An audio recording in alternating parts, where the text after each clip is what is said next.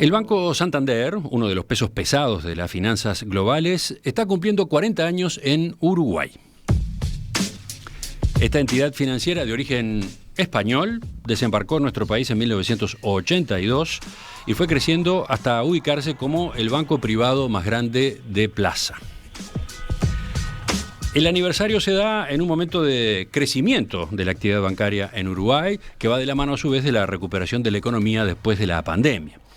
Al mismo tiempo, la banca está pasando por un periodo de transformaciones fuertes en sus servicios y en los vínculos con los clientes, debido en gran parte a la aplicación de nuevos desarrollos en tecnología. ¿Cómo se ubica el Banco Santander en este panorama? Bueno, de estos asuntos es que vamos a conversar en los próximos minutos con Gustavo Trelles, que es CEO de Santander Uruguay. Gustavo Trelles, doctor Trelles, buen día, gracias por acompañarnos. Buen día, Emiliano, un gustazo estar contigo, gracias por la invitación. Yo dije doctor porque usted es abogado, ¿no? Sí, según mis hijos es un abogado trucho. Porque después me dediqué un poco a los negocios y estudié un poco en administración, así que la parte de leyes quedó un poco de lado. Pero después en el mundo me di cuenta que es bastante común de personas en la banca con puestos altos que son abogados. No sé si por la formación o porque qué particularidad tiene, pero varios. De hecho, el número uno de la región de Santander en Sudamérica es abogado también, así que increíble. Ubiquemos al Santander en el contexto internacional. De las entidades financieras españolas, ¿es la más grande en el mundo? Sí, es la más grande. Es el banco europeo con mayor inversión en Latinoamérica y seguramente este año sea de los bancos más rentables del mundo. Así que un banco grande que ha tenido una expansión internacional muy importante en los últimos 25 años, pero que como el caso de Uruguay, que en Latinoamérica comenzó hace más de 40, cuando vino a Argentina, Uruguay y a Chile, ahí comenzó su expansión también. En este 2022, Santander conmemora 40 años acá en nuestro país. Está presente en la Plaza Financiera Uruguaya desde 1982, cuando compró Bancos del Litoral Asociados. Sí, Banco del Litoral, y después fue creciendo. Ahora, el desembarco se dio en un año terrible, ¿no? En un año de crisis, sí, por supuesto. 1982, el año de rotura de la tablita. Sí, yo era muy chico ahí, tenía 10 años, pero de lo que he escuchado siempre, por supuesto que no era un momento fácil para el país. Luego, en 2008, creció la presencia en Uruguay cuando el Grupo Santander adquirió el banco holandés, el ABN AMRO, incluyendo la filial del ABN en Montevideo. Sí, hay una negociación internacional que se manejó en Europa, en donde 3 bancos compraron a todo lo que fue el ABN. El Santander adquirió lo que era ABN Brasil, Paraguay y Uruguay para Latinoamérica, y un negocio de ABN en Italia. Así que, y después se quedó con lo que era Brasil y Uruguay, tanto el negocio en Italia como en Paraguay se volvió a vender. Pero a partir de ahí fue que nosotros nos convertimos en Uruguay como el principal banco privado de Plaza. Fue en ese momento que quedó instalado como el mayor banco privado. Exactamente, en enero del 2009 se produce la fusión de los dos bancos y el ABN era un banco con una importante presencia en el share del negocio en Uruguay, y nosotros, Santander, estaba tercero, cuarto, y ahí en la fusión quedamos como principal banco privado del Uruguay. ¿Y cómo se mide esos números si lo traemos al día de hoy? Y bueno, volumen de negocios es una forma bastante clara de medir, en donde nosotros hoy estamos manejando en torno a 11.000 millones de dólares de negocios en el país. Es una cifra impresionante entre créditos y depósitos y custodias, así que cifras que a veces uno no dimensiona. Bueno, ese es el volumen de negocios que maneja hoy el Santander en el país. Y, por ejemplo, en el rubro créditos, ¿qué proporción tienen? En el rubro depósitos. Nosotros estamos en créditos con un share en torno al 25%. En el caso del banco, casi 3.000 millones de dólares de créditos otorgados hoy en stock en el país. En el rubro depósitos, en torno al 20%. ¿Está considerando como total que el mercado entero, incluyendo el República? Sí, el mercado entero. Incluyendo el Banco República. Exactamente. Nosotros, en todo el mercado, incluyendo el República, que casi tiene un 50%, el Santander tiene arriba del 20% de share en volumen de negocio. Hoy Santander no es solo un banco, ¿no? De hecho es un grupo. Santander en Uruguay, quiero decir, es un grupo. ¿Cuántos negocios maneja concretamente? Bueno, ahora estamos en un momento en donde estamos manejando muchos negocios. Tenemos, además del banco, 2 financieras, 2 administradoras de crédito, Tenemos una empresa que acaba de instalarse hace 1 año y medio para el tema de la multiadquirencia. Tenemos una empresa que era una fintech, Paganza, que ahora también va a estar metida en el negocio de las tarjetas prepagas. Tenemos 2 fintechs, una que se llama Ecolicua, que es una empresa comparativa de seguros para automotores, y otra fintech que compramos a principios de este año que se llama Credilits, que es experta en el manejo de información de Internet y analítica de base de datos, o sea que una presencia muy importante, y el 49% de una empresa Zurich Santander, un joint venture con una empresa suiza que también es una empresa muy importante del país, perfil bajo, pero hoy una de las empresas de seguros más rentables del Uruguay. Dentro de un rato me gustaría que habláramos de las fintech, que es todo un tema, ¿no? Sí. En principio un desafío para los bancos tradicionales, ahora absorben ustedes fintech, las incorporan. Ese es un punto creo que particularmente rico, interesante para abordar a propósito de este momento y a propósito de las tendencias que vienen. Pero la pregunta yo la hacía recién a propósito de qué es hoy Santander en Uruguay. No es solo un banco, eso creo que es bueno puntualizarlo porque capaz que no es la información que tiene el conjunto de quienes nos están escuchando.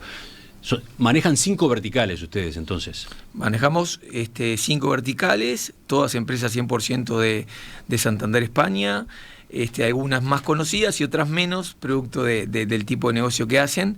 Pero bueno, yo creo que es una presencia muy importante del grupo, que muchas veces tratamos de destacarlo, de que la demostración más fehaciente de confianza en un país es cuando vienen las inversiones y está dispuesto a expandirte, y eso es lo que ha hecho el grupo en los últimos 40 años. Ustedes han informado este año que la inversión acumulada en estos 40 años es de $700 millones. Ese es el capital que el grupo tiene hoy en el país, en Uruguay. Uh-huh. Más de 1.700 personas trabajando para el grupo en todas estas empresas que estamos comentando. O sea que en definitiva una presencia creo que bastante importante. ¿Y cuántos locales tiene Santander? Bueno, el banco tiene, locales tenemos muchísimos, porque el banco tiene 33, más 9 centros de atención Select, que es nuestra banca preferencial. Las financieras entre locales propios y un modelo que se llama Instore, que son espacios dentro de socios comerciales, tiene más de 300 en todo el país, o sea que es una presencia, la verdad que muy importante, en donde tratamos también de mantener que cada negocio tenga su independencia de marca. Por eso también es que mucha gente, como grupo, estamos en muchos lados, como banco, Santander en sí mismo, solo en lo que se identifica como sucursales, pero como grupo debemos tener más de 300 puntos de atención en Uruguay. Bueno, ¿y qué significa para Santander la Plaza Uruguaya? Este mercado que evidentemente es chico, es relativamente chico en comparación con otros donde ustedes tienen presencia, donde el grupo matriz tiene presencia. Es chico en términos absolutos, claramente. O sea, nosotros somos parte de un grupo que maneja niveles de rentabilidad en torno a los 9.000, 10.000 millones de dólares por año, o sea que en términos de materialidad somos chicos, pero en términos relativos somos una de las unidades más rentables del grupo en el mundo. Pero aparte el grupo no solo mira eso cuando está en un país de este tamaño, sino mira lo que es estabilidad y algunos temas mucho más cualitativos que cuantitativos, ¿no? Y yo creo que Uruguay, y nos lo han hecho saber y nos lo han demostrado en la adquisición de algunas empresas en los últimos 2 años, a pesar del COVID, tiene hoy un nivel de confianza internacional impresionante, lo ha tenido siempre, y eso también me gusta destacarlo. Uruguay siempre ha sido destacado como un país súper serio, respetuoso, ¿no? Confiable, que para un grupo internacional de nuestro tamaño es muy importante. Y en definitiva, yo creo que estuvimos con la presidenta hace un par de meses en Madrid, y lo decía públicamente, lo encantado que están con su presencia en el Uruguay, que en definitiva saben que es un país, un negocio chiquito, y que nos lo han dicho muchas veces, les gustaría tener en países mucho más grandes también el negocio que tienen en Uruguay, pero no podemos, somos 3.4 millones de habitantes y eso no lo cambia nadie. Repasando ayer declaraciones suyas, me llamó la atención algo que dijo en agosto en el diario El País, comillas: hoy Uruguay tiene uno de los sistemas financieros más solventes del mundo, y después se decía: el sistema financiero uruguayo es una roca. ¿Puede explicar mejor ese diagnóstico? Sí, cuando hablamos de primero, uno de los temas es el loan to deposit, que se llama, que es la cantidad de créditos sobre los depósitos. Uruguay tiene uno de los sistemas más líquidos del mundo. Capaz que hay que explicar esto para el público la cantidad, más amplio, digamos. ahí está, es la cantidad de créditos que hay en relación a todos los depósitos que hay en el sistema financiero. Por lo general, acá lo que pasa en Uruguay es que hay mucho menos demanda de créditos que de depósitos, por lo tanto hay una liquidez, un colchón, hay mucho más depósitos que la posibilidad de los créditos que damos en el sistema financiero. Eso es una característica bastante particular del sistema financiero uruguayo. ¿Y eso es bueno? Eso es muy bueno porque si mañana pasara algo con los créditos, hay colchón respecto de los depósitos. Después está la regulación uruguaya, que después del 2002 se volvió una regulación de primer mundo, la verdad, en los últimos 15, 20 años, y nosotros tenemos una regulación en donde las previsiones, o sea, las previsiones que uno tiene que hacer en el Banco Central por el otorgamiento de crédito, por los depósitos que tiene, los encajes son, digamos, de primer mundo, y por lo tanto Uruguay tiene hoy una sobrecobertura muy importante de todas las carteras de crédito en todo el sistema financiero, no solo en Santander, que lo hacen un sistema súper solvente. Ese fue aprendizaje de la crisis del 2002, ¿no? No tengo la menor duda de que sí, y hoy la regulación del Banco Central local uruguayo es una regulación de primer mundo muy comparable con la de la EBA en Europa, y en ese sentido es otro de los motivos por los cuales grupos internacionales están muy tranquilos de lo que se hace y de lo que se resuelve en Uruguay. Estamos esta mañana en Perspectiva con Gustavo Trelles, CEO de Santander Uruguay.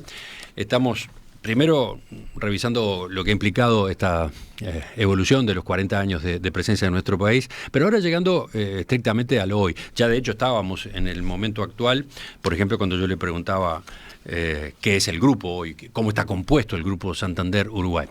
Pero sigamos por ese lado, sigamos viendo qué pasa con el negocio bancario. Estos son indicadores que seguimos acá en Perspectiva en el análisis económico con el equipo de Exante.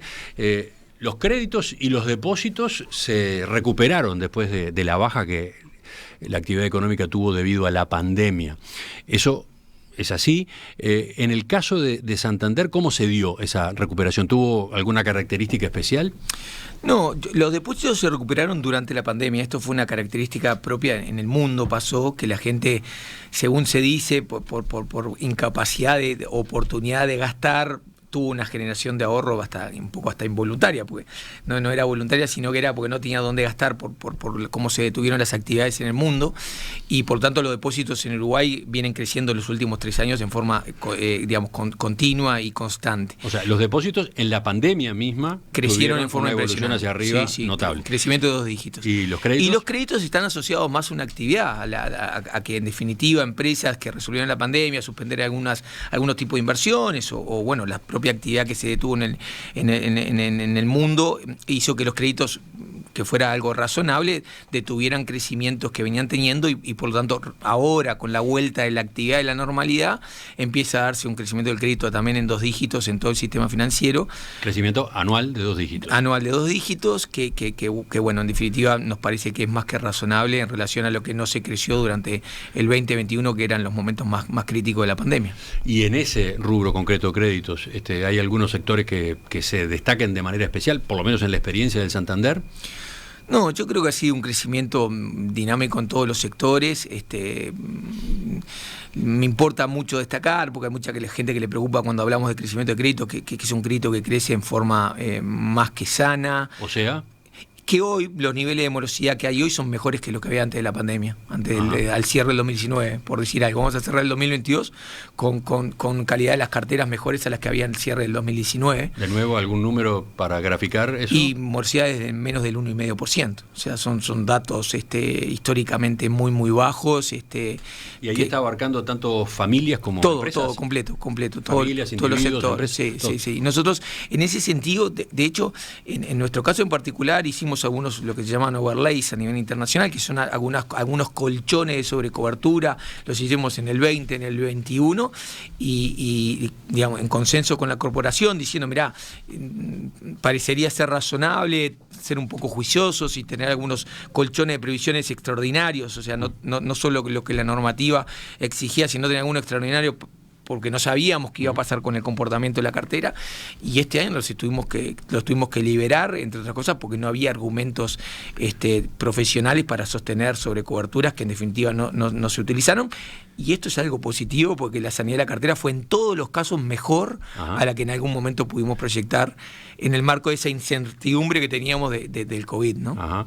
¿Tienen una explicación? Porque hay veces que hay que explicar por qué algo anda mal.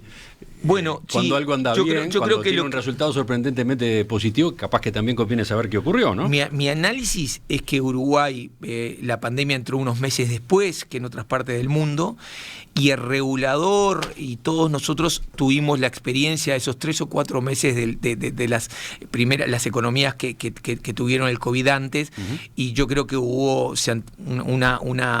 una toma de las mejores prácticas de lo que estaba haciendo, tanto a nivel de regulación el mundo del primer mundo como de los bancos internacionales, y me parece que se anticipó, y esos 4 o 5 meses que el COVID no entraba en Uruguay, pero que ya estaba en Europa, ya estaba por supuesto en China, nos generó una experiencia que nos permitió manejar esto a todo nivel, bancos, sistema, Banco Central del Uruguay, gobierno, con algunas medidas que fueron, yo creo que muy acertadas y permitieron que la gente tuviera un oxígeno, los bancos también lo pudiéramos dar, estuviéramos incentivados a dar condiciones para que la gente tuviera ese periodo de gracia o de espera a ver qué iba pasando, ¿no? Sí, por ejemplo, los créditos especiales con apoyo del Estado. Con los que tuvieron garantía del SIGA para poder reestructurar, el SIGA emergencia, pero aparte después el cambio en algunas regulaciones que había para poder reestructurar operaciones sin que ello implicara un empeoramiento de la categoría de los clientes y pudiéramos dar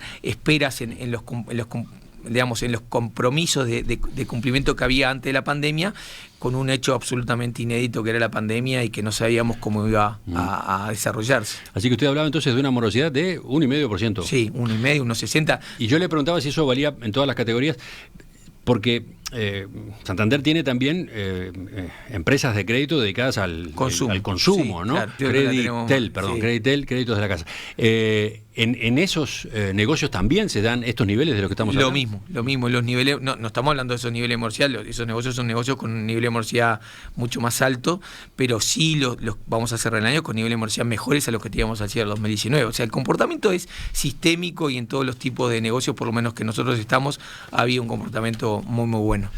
¿Y qué pronóstico tienen ustedes? ¿Qué avisoran en cuanto a la actividad bancaria? ¿Qué va a pasar a mediano, a largo plazo? ¿Va a continuar creciendo? ¿Qué impresión tienen?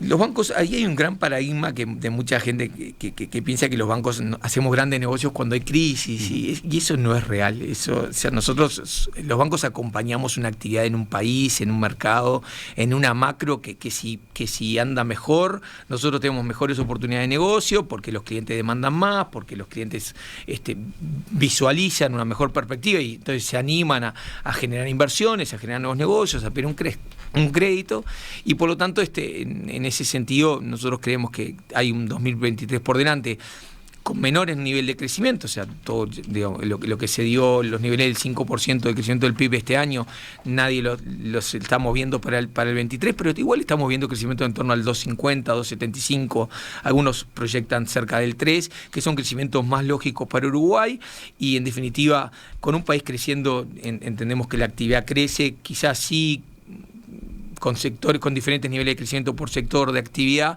pero en definitiva los bancos, en el caso nuestro, estamos convencidos que si hay una economía que crece, nosotros tenemos posibilidad de crecer y hacerlo bien y crecer sanamente, y eso es un poco a lo que estamos proyectando, crecimientos quizás un poco menores a los que vimos en el último año y medio, pero crecimientos al fin. ¿Cómo inciden en esas previsiones o cómo inciden en lo que ustedes ven de evolución de la economía de nuestro país factores como la inflación, que está lejos del rango meta del gobierno, y bueno, esto que vuelve a denominarse atraso cambiario?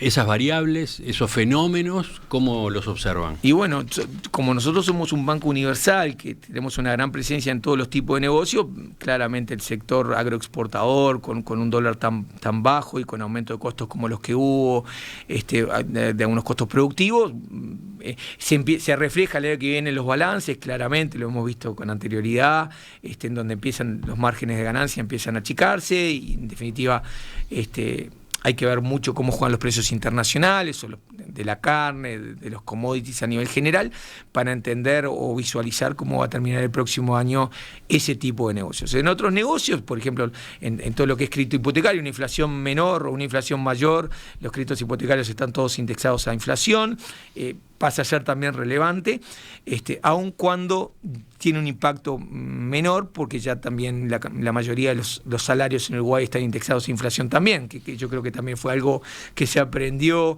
en la crisis del 2002. Hoy el 98% de los créditos hipotecarios que da Santander son en unidades indexadas. Entonces, de alguna forma, esa baja de dólar, esa suba de dólar no afecta, y importa mucho más cuánto es la inflación, y a su vez que los salarios o los ingresos sean indexados por inflación, como que estabiliza y genera una cierta certidumbre de cara a poder visualizar el comportamiento de los clientes para el año próximo. Pero nosotros no somos una isla, somos parte de una economía general, como dije, Emiliano, y si a la gente le va bien, a nosotros nos va bien. Si a la gente se asusta o empieza a detener inversiones, nosotros lo vemos inmediatamente. Yo creo que somos una gran brújula para entender qué es lo que está pasando y qué es lo que puede pasar, y en ese sentido hay incertidumbres en estos temas, como vos decís, inflación, tipo cambio, competitividad del Uruguay, que habrá que ir manejando, y que para nosotros son incertidumbres también hoy. Me gustaría que enseguida, en la segunda parte de la entrevista, corriéramos el eje hacia los cambios, ¿no? Hacia las transformaciones que se están dando en el negocio bancario, varias de ellas asociadas a la tecnología. Santander, el mayor banco privado de Plaza, está cumpliendo 40 años en Uruguay, y el aniversario se da en un momento de crecimiento de la actividad bancaria, que a su vez va de la mano de la recuperación de la economía después de la pandemia. Al mismo tiempo, la banca pasa por un periodo de transformaciones en sus servicios, en los vínculos con los clientes, que tiene la tecnología como protagonista. Bueno, de todo eso que estamos conversando esta mañana con el CEO de Santander Uruguay, Gustavo Trelles.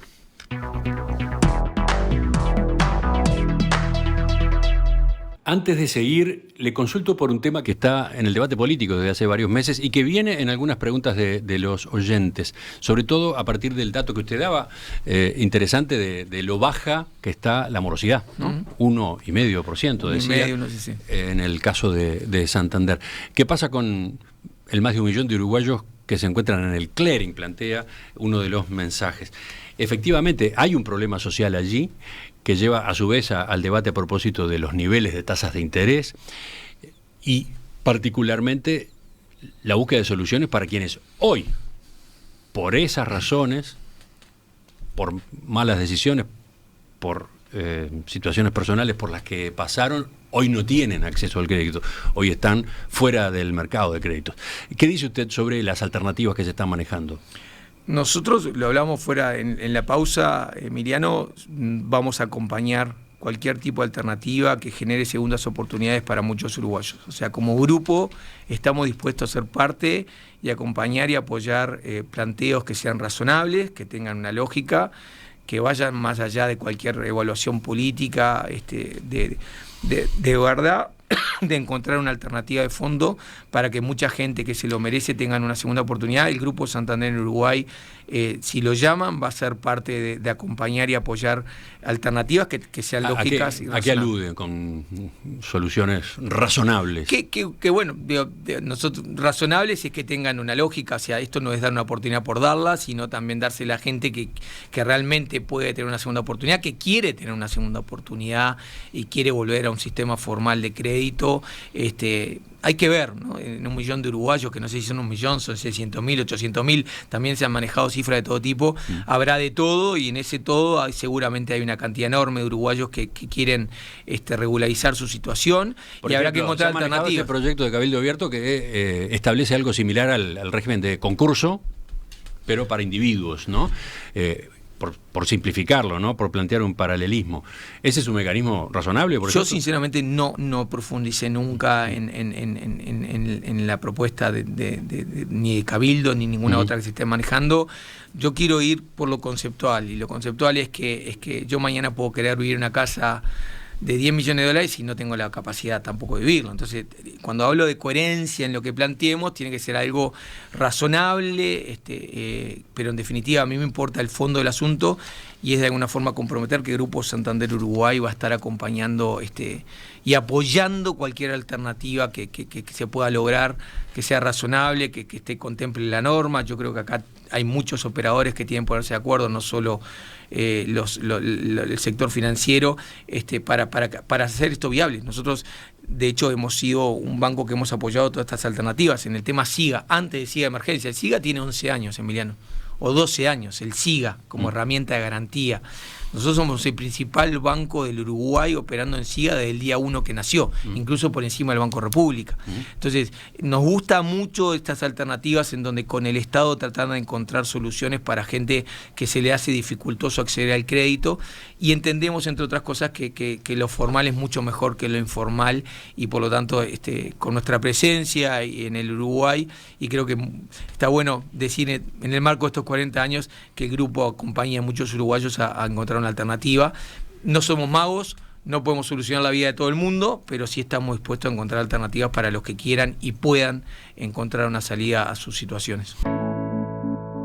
La pandemia aceleró la migración de servicios bancarios desde sucursales a plataformas virtuales. En el caso de Santander, ¿cómo se dio esa experiencia? Como en el mundo, impresionante. ¿Con qué velocidad? Y se multiplicaron por varias veces la operativa. A la gente al no tener la oportunidad, al no querer, porque la oportunidad la tenía de ir a sucursales, o no querer por resguardarse, por lo que fuera, obviamente empezó a demandar el uso de canales digitales para toda la operativa bancaria. Y en ese sentido, definitivamente nos fuimos ajenos a otro tipo de actividades en donde se multiplicó por varias veces el flujo y la operativa en lo que es app, web, etcétera, buzoneras, todo lo que son canales alternativos. ¿Y después qué pasó la ola? ¿Qué quedó? ¿Cuál fue el saldo en esa materia? Y mucho de eso. Nosotros hoy tenemos un 35% menos de flujo de personas en una sucursal de lo que teníamos antes de la pandemia. ¿35% menos de tickets de atención en sucursales. ¿Eso ha llevado a achicar la cantidad de sucursales? En nuestro caso no lo hicimos. De hecho, nosotros somos el único banco hoy que tiene el mismo número de sucursales previo a la pandemia. O sea, nosotros cerramos un par de sucursales y abrimos un par de sucursales nuevas con un modelo muy distinto que nos permitió también innovar, y claramente el modelo tradicional de sucursal bancaria en el mundo, no solo en Uruguay, tiene que revisarse. En nuestro caso particular, cerramos un par de sucursales chiquitas y abrimos un par de sucursales con características muy especiales, muy rompedoras. En pocas palabras, ¿cuáles son esas características? Y abrimos en Paso de los Toros una sucursal móvil, que es un gran camión que trajimos desde Brasil, que ya tenía experiencia de este tema. Es un camión que tiene 80 metros cuadrados, en donde todos los servicios financieros se pueden dar dentro de ese camión. Está situado en la plaza principal de Paso de los Toros, nos permitió acompañar la obra, el proyecto de obra de UPM. Nos está yendo bárbaro, ahí tenemos 2 ejecutivos, o sea, es un modelo muy flexible, que hubo que romper mucho paradigma para poder hacerlo. Tuvimos que hablar con el Ministerio de Economía, con el Banco Central, con el Sindicato Bancario, con el Ministerio del Interior, por todas las habilitaciones de policía, y todos nos pusimos de acuerdo que era un modelo básico como para poder incluir. Todo el mundo habla de la inclusión, y la verdad que para hacer la inclusión posible tenemos que tener sistemas menos rígidos, que en el caso de los bancarios son muy rígidos, y eso nos permitió, por ejemplo, abrir Paso de los Toros, y abrimos un modelo similar hace una semana en Dolores. ¿Eso quiere decir que esas sucursales hay un momento en que desaparecen, que se levantan? Eso quiere decir, bueno, nosotros llamamos móviles para tener la flexibilidad y la legitimación de mañana decir, puedo atender acá o puedo atender en otro lugar. Nosotros pensamos que la rigidez de una sucursal bancaria en un local durante 25 años y no te puedes ir, y esto ya no va a existir más. Ajá. Estamos probando, estamos rompiendo, como te digo, paradigmas de todo tipo, y no es que no estemos en un lugar, sino que queremos tener la flexibilidad de decir, mañana atiendo Paso de los Toros y atiendo Sarandí allí, por decirte un ejemplo, ¿no? O sea, pensamos que en algún momento va a ser posible, y es la forma aparte de que los bancos llevemos de verdad los servicios financieros a lugares donde, si no es de esta forma, no sería posible llegar. Pero a ver, ¿en qué está pensando? ¿En que esa unidad móvil atiende unos días en un lugar y otros días en Ese otro. es el sueño que habrá que ver si es posible, si habrá que ver si es posible, si el mercado lo convalida, si los números, si los negocios, y si de alguna forma en algún momento. Ese es un sueño de los próximos 5 o 10 años. Ajá. Hoy nosotros tenemos esa sucursal ahí. De hecho, la idea es abrir Jun en los próximos meses con ese camión, pero dejamos una presencia física en Paso de los Toros, o sea que no nos vamos a ir de Paso de los Toros. O sea, en Paso de los Toros van a cambiar el móvil por una sucursal física muy pequeña, con un ejecutivo virtual, con un ejecutivo físico, con servicios 100% automatizados, dispensador de dinero, donde se pueden pagar cheques, buzonera donde se pueden hacer depósitos. Pero estamos tratando de aprender nosotros, pero también de decirle al mercado que es posible de esta forma. ¿Y esto está llevando a la reducción de la plantilla de Santander en Uruguay? No, en nuestro caso no. Nosotros la reducción es una reducción natural, principalmente por gente que se prejubila o en edad de jubilación, pero en nuestro caso en ningún momento tuvimos planes de reducción sostenida ni objetivo de reducción de plantilla. La reducción es natural, la que se está dando. Pero se está dando una reducción. Sí, en todo el sistema financiero uruguayo, y Santander no es la excepción. Se está dando una reducción, entre otras cosas porque lo que estamos hablando, si hay mucho más servicios automatizados, digitales, etcétera, claramente hay mucho menos presencialidad en muchas actividades. ¿Y cuál es el límite? ¿Dónde está el límite? ¿Ustedes imaginan bancos 100% online? No, nosotros pensamos... Han nacido bancos en el mundo que son 100% online, ¿no? ¿Ustedes cómo se ven en ese sentido? Nosotros... voy a tomar unas palabras de la presidenta de hace 45 días. Nosotros nos imaginamos un banco tecnológico con sucursales. Y eso personalmente lo tomo, lo he dicho muchas veces, la actividad bancaria es una actividad de confianza. Cuando vos venís a poner tu dinero en un lugar, no querés que te atienda una máquina. O sea, es importante ver la cara, ver la presencia física, hablar hoy o hablar dentro de 6 meses, cuando ya el dinero ya lo tuviste. Cuando vas a sacar un crédito hipotecario por 30 años en tu vida, querés hablar con una persona. O sea, hay muchas actividades de la banca que son y van a ser, eso es lo que yo opino, presenciales y personales y de relacionamiento de confianza, y otras que se podrán digitalizar como se han digitalizado, y en ese sentido creo que va a haber un mix en el futuro. Lo que está claro es que sucursales como las de hace 10 años, el mundo ha cambiado y demanda otra cosa, y las nuevas generaciones, ni que hablar, están demandando otro tipo de servicios. Otro cambio que están experimentando los bancos es la competencia de las fintech, o sea, empresas que utilizan la tecnología para mejorar o automatizar servicios y procesos financieros. Es un fenómeno que viene en crecimiento. Primero, ¿cómo lo explica usted? ¿Por qué apareció este otro campo? Porque son ágiles, son dinámicas, tienen mucho menos regulación, se dedican a un tema específico y lo hacen muy bien. Yo creo que hay muchas variables que explican la existencia y en definitiva este tema se ha discutido, si oponernos o no oponernos. En nuestro caso en particular, y lo hemos demostrado con los hechos, creemos que hay que aprender, asociarse, adquirirlas y en definitiva competir sanamente en lo que podamos competir, y en otras cosas que sabes que no sos competitivo, tratar de hacer sociedades que favorezcan a ambas partes, ¿no? Mencionó como uno de los factores que explican el crecimiento de este fenómeno la regulación, o mejor dicho, falta de regulación, o regulación diferente, una cosa por el estilo. ¿Ustedes entienden que hay un vacío regulatorio en esta materia? Nosotros entendemos que esto ha crecido muy rápidamente y la regulación no acompaña en los tiempos a veces de estos crecimientos, lo vemos como algo normal. Pero eso ha implicado, digamos, una competencia desleal.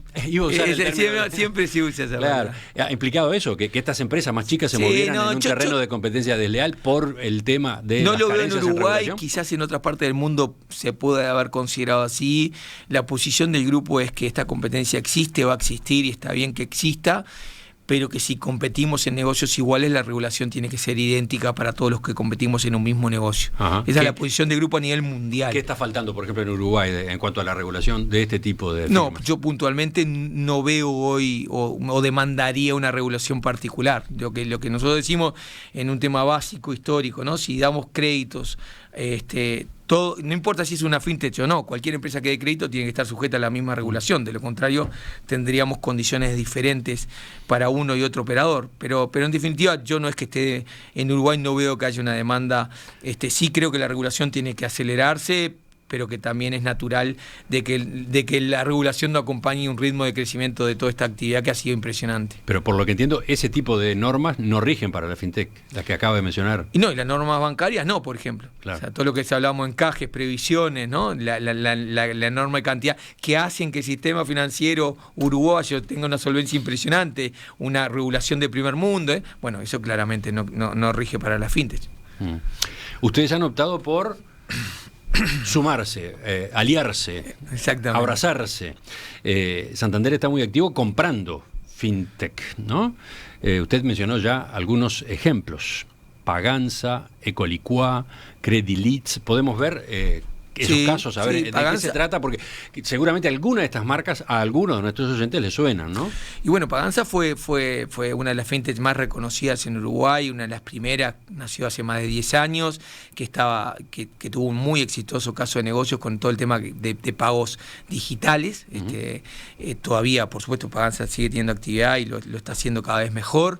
Y nosotros queríamos entrar en el tema pagos digitales, veíamos que ponernos a desarrollar cosas y nos iba a demorar mucho tiempo, que este equipo de jóvenes ya tenía 10 años de experiencia atrás y lo habían hecho muy bien, y por lo tanto decidimos ir por asociarnos, por comprar a Paganza, y ese negocio se hizo en el 2019 y estamos súper contentos de haberlo concretado. Lo mismo con Ecolicua. Ecolicua es un caso de laboratorio de una de las universidades privadas del Uruguay, en donde el banco es gran sponsor y promueve mucho de estas cosas, y en un momento dijimos, bueno, esto existe en el mundo, pero en Uruguay no. Era una forma comparativa de seguros. Comparativa de seguros para autos. Uno lo que puede hacer entrar ahí es un autocompara, o sea, entra y encuentra, de acuerdo al seguro que está buscando, las oportunidades, los precios, las condiciones de todos los seguros del mercado en forma inmediata. Y en definitiva también adquirimos esa empresa, y después compramos Credilit, que es una empresita ya más importante, con una experiencia también de muchos años. Credilits. Credilits se llama, Credilits, ¿no? Que se escribe, que tiene mucha experiencia en todo lo que es el manejo de data, de analítica de data, en todos los que es buscadores de internet, y principalmente lo que nosotros encontrábamos es que a los bancos nos costaría mucho tiempo, y en esto puede haber decenas de ejemplos más, desarrollar cosas que estos chicos lo hacen inmediatamente, por un foco, por una especialización, por perfiles, y que en definitiva entendíamos que era win-win poder adquirirlas o asociarnos antes que salir nosotros a competir y a paralelamente desarrollar nuestra propia plataforma de pagos y desperdiciar muchísimos años de experiencia que estos chicos habían obtenido con sus negocios. Ajá. ¿Piensan seguir por ese camino? ¿Están planificando nuevas compras? Yo personalmente, la otra vuelta comentaba jocosamente, estuve en Madrid y el CEO del grupo en el mundo, que nos quiere mucho, me decía, Gustavo, ¿hay algo más para comprar en Uruguay? Y le digo, José Antonio, tenemos que administrar lo que tenemos, ya está. Creo que por ahora estamos bien y en definitiva hay que hacer que los negocios, los planes de negocio que armamos para cada una de estas empresas se cumplan. Eso creo que es la perspectiva de los próximos años, pero no estamos cerrados y creo, como digo siempre, que la confianza en un país se demuestra con este tipo de inversiones. Cuando llamás a Madrid y decís, miren, quiero comprar esto, vale tantos millones de dólares, y te dicen, ok, dale para adelante. Ahí es donde la confianza y lo bien que hablan de Uruguay se ve realmente reflejada y materializada. ¿De qué orden estamos hablando en las inversiones en este tipo de empresas? Y algunas más chicas, unas más grandes, pero cuando uno suma son algunos millones de dólares que al final es plata en cualquier parte del mundo y en definitiva en Uruguay también lo es. Enseguida completamos la entrevista con Gustavo Trelles, mirando también hacia adelante en el negocio bancario, pero por otros lados. Ingresamos en la última parte de la entrevista con Gustavo Trelles, abogado, que después se ha ido especializando en otro tipo de actividades, concretamente las financieras. Así que decía hace un rato, el título está colgado totalmente. Colgado totalmente, sí. ¿Cuántos años de trayectoria dentro del banco? 28 años cumplo ahora. Cumplo hoy 14 de diciembre. 28 años, mirá. Qué casualidad. Qué casualidad. Hoy 28 años. Hoy 28 años ese banco. O sea, fue en 1994. 94. Y vi en alguna nota que ingresó como cajero en una sucursal. Sí. ¿Ese fue el arranque? Ese fue el arranque, cajero en sucursal Mercado Modelo, una sucursal muy pequeña allá en Propios y Cádiz. Así que, nada, yo creo que soy el reflejo fiel también de que era posible hacer una carrera profesional dentro del banco. Y terminar como country head de todo el grupo en Uruguay es un orgullo impresionante. También lo comento porque me da mucho orgullo. Y hoy de los 4 bancos privados más grandes del país, yo soy el único uruguayo. O sea que de alguna forma hay algunas responsabilidades y hay una carga emocional adicional. Y en definitiva, súper orgulloso, por qué no decirlo, de haber entrado en cajero en el 94 y unos cuantos años después ser country head. En aquel momento tenía 21 años, sí. Bueno, viene bien refrescar esta historia personal suya, porque hablábamos hace un rato del sistema que está probando Santander, esa unidad móvil, ¿no? Sí. Ese banco montado arriba de un contenedor y que ahora está, por ejemplo, en Paso de los Toros. Desde la audiencia nos recuerdan que la banca móvil tiene antecedentes, pero tiene antecedentes bastante lejanos. Concretamente, en la década de 1960, lo dicen varios oyentes y tienen razón, porque yo conocí esa historia. Concretamente recuerdan al Banco Transatlántico. El Banco Transatlántico tenía una unidad móvil en un ómnibus, concretamente en un ómnibus. Y no solamente, se identificaba por esa vía, sino que después la alcancía, porque en esa época existían las alcancías para los niños, la alcancía era ese ómnibus, ¿no? Allí se ponían las moneditas. ¿Conocía esa historia? No la conocía, quedé sorprendido ahora cuando vimos el mensaje. No, pero me llama la atención porque usted hablaba de que hay hasta desafíos regulatorios para un banco móvil en Uruguay hoy. Sí, sí. Por lo visto en los años 60 ahí estaban habilitados. Mira, si hubiera sabido ese antecedente, capaz que me hubiera sido más fácil la negociación con todos los stakeholders que tuvimos que hablar, pero no, fue todo el mundo estuvo alineado en que era la forma de promover la inclusión también, ¿no? Volviendo a las novedades y a la tecnología, este momento en el negocio bancario tiene, y muy recientemente, ¿no? Desde el mes de septiembre, un cambio. La multiadquirencia, la que habilita a que los comercios tengan un único contrato con todas las tarjetas de débito, crédito y dinero electrónico. Esa es la definición del Banco Central, ¿no? ¿Qué implica? ¿Qué beneficios, qué desafíos trae en particular para los bancos? Bueno, para el otro lado, para el comerciante, para el cliente, el que compra. Yo creo que tiene muchos beneficios. En el caso, no sé si para que la gente lo entiende, ¿qué quiere decir esto? Si yo tenía un comercio y quería vender con tarjeta Visa, tenía que llamar al único adquiriente de la tarjeta Visa, que era una empresa en Uruguay, históricamente que tenía que firmar un contrato y a partir de ahí con esa empresa, todos los meses la liquidación de todas mis ventas con tarjeta Visa me la hacía esa empresa. Si quería vender con otro sello, Mastercard, me pasaba exactamente lo mismo. Entonces había y tenía 2 liquidaciones, y si quería vender con alguna otra tarjeta era la tercera liquidación, y en definitiva tenía que hacer tantos contratos como sellos que quisiera tener o aceptar en mi comercio. La multiadquirencia que quiere es que hay empresas ahora habilitadas a que con un único acuerdo yo ya quedo habilitado a vender todos los sellos de las tarjetas que puse en el ejemplo. A ver, ¿y eso implica, por ejemplo, un único POS? Sí, un único POS, exactamente, pero principalmente un único POS, una única liquidación, un único contrato. Es como, desde el punto de vista administrativo, mucho más sencillo. Asimismo, lo que hay es una competencia. Antes había 2 empresas que eran, hablando de share de mercado, los sellos más internacionales más conocidos, estos que acabamos de comentar, para no ser chivos, eran los que tenían el 85% del mercado. Cualquier comercio necesitaba más. Bueno, hoy hay 4 o 5 empresas que, 3 empresas más que se suman a las 2 que estaban, en donde uno puede tener como habilitadores para poder hacer lo mismo, o sea, vender con todos los sellos en un único contrato, en un único acuerdo.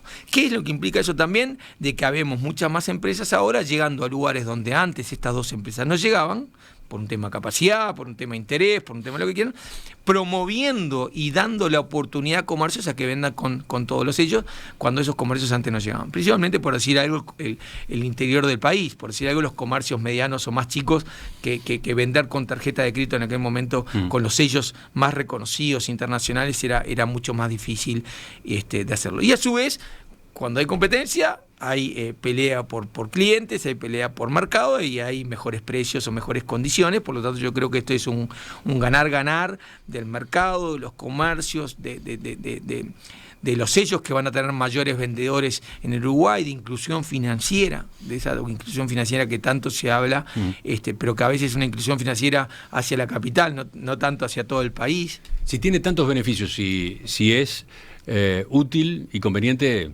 decía usted, en definitiva, para todas las partes, ¿por qué demoró tanto?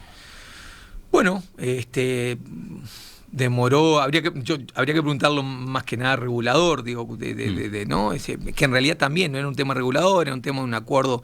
El regulador tenía que intervenir para imponer la multiadquirencia, pero bueno, esto es un proceso que en el mundo ha ido demorándose, tampoco que todo el mundo. En la Argentina pasó hace un par de años, también el tema de la multiadquirencia, había que tener acuerdo entre los sellos, había que tener un acuerdo con el regulador, había muchas partes que tenían que ponerse de acuerdo y en definitiva demoró, pero hoy es una realidad y el mercado lo tiene. ¿La tecnología incidió en facilitar las cosas para ir por este camino? No, yo creo que lo que más incidió fue la presión del regulador de decir que quería que hubiera multiadquirentes y por lo tanto los sellos tuvieron que empezar a permitir que tener más adquirentes de los que tenían en el país. Cada tanto estaban las discusiones a propósito de las comisiones que cobran las tarjetas, por ejemplo. Eso va a estar siempre ¿No cambia en este escenario?